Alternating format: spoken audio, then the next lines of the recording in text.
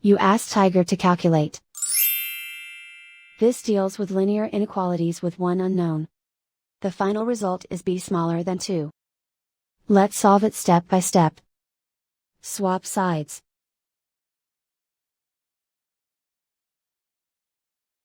Group all constants on the right side of the inequality. Subtract 4 from both sides.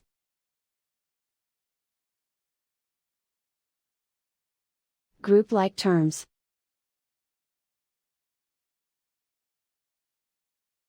Simplify the arithmetic.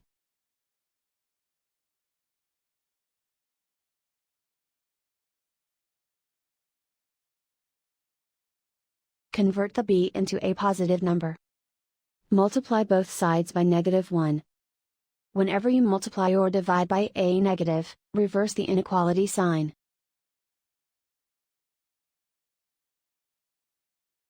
Remove the ones.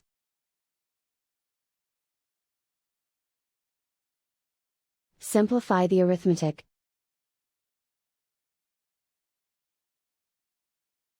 Plot the solution on a coordinate grid.